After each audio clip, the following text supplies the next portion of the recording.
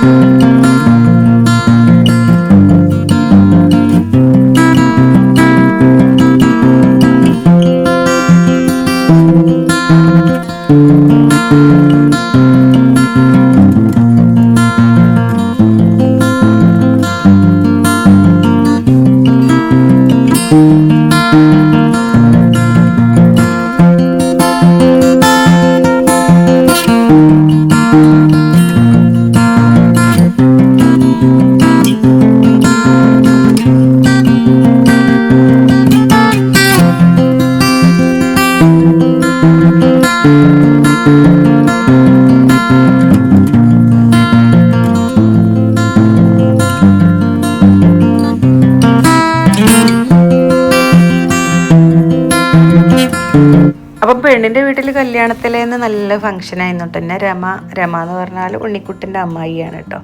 അപ്പോൾ അവൾ വീടൊക്കെ ഒന്ന് കാണിക്കാൻ വേണ്ടി കൊണ്ടുപോവുകയാണ്. ഞങ്ങൾ ഇവിടെയൊക്കെ ഒന്ന് ചുറ്റുവട്ടമൊക്കെ ഒന്ന് കണ്ടിട്ട് ഞങ്ങൾ വീണ്ടും അങ്ങോട്ട് തിരിച്ചു വന്ന് ഇനി പോവുകയാണ്. നമ്മൾ അല്ലനല്ലൂർ ഓഡിറ്റോറിയത്തിലോട്ട് പോവുക കേട്ടോ. അപ്പോൾ ഓഡിറ്റോറിയത്തിൽ എത്തിയിട്ടുണ്ട്. അത് പയ്യന്മാർ വിളക്കും എന്തൊക്കെയോ അങ്ങനെ മേലോട്ട് സ്റ്റേജിലോട്ട് കൊണ്ടുപോകുന്നുണ്ട് കേട്ടോ. അപ്പം പെണ്ണ് ഡാൻസ് കളിച്ചും കൊണ്ടാണ് സ്റ്റേജിലോട്ട് വന്നത് കേട്ടോ. നല്ല രസമായിരുന്നു കേട്ടോ.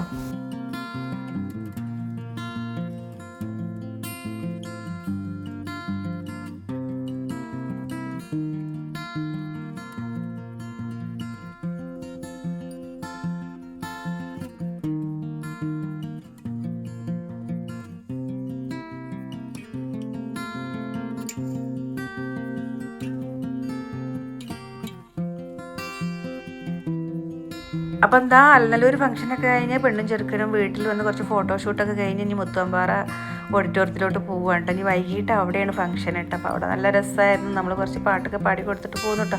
എനിക്ക് കുഞ്ഞാക്കൂനും കോട്ടക്കിലൊന്നും പോകേണ്ട ആവശ്യമുണ്ടായിരുന്നു. അപ്പോൾ ഞാൻ വേഗം ഫംഗ്ഷനിലൊക്കെ പങ്കെടുത്ത് 2-3 പാട്ടൊക്കെ പാടി ഫുഡൊക്കെ കഴിച്ചിട്ട് വേഗം പോകുന്നു കേട്ടോ. പിന്നെ ഒരു 10 മണി വരെ ഫംഗ്ഷൻ ഉണ്ടായിരുന്നു എന്നാണ് പറഞ്ഞത്. പിന്നീടുള്ള വീഡിയോസൊന്നും എനിക്ക് കിട്ടിയിട്ടില്ല കേട്ടോ. അപ്പോൾ എൻ്റെ വീഡിയോ ഇഷ്ടമായാൽ ലൈക്ക് ചെയ്യാൻ മറക്കരുത്, അതുപോലെ ഷെയർ ചെയ്യാൻ മറക്കരുത്, അതുപോലെ ഫ്രണ്ട്സിനൊക്കെ ഷെയർ ചെയ്ത് സപ്പോർട്ടും ചെയ്യണേ. പിന്നെ ആദ്യമായിട്ട് കാണണമെങ്കിൽ സബ്സ്ക്രൈബ് ചെയ്യാൻ മറക്കരുത്. Okay, thank you. ഞാൻ അടുത്ത നല്ല അടിപൊളി വീഡിയോ ആയിട്ട് വരാം. Okay, thank you.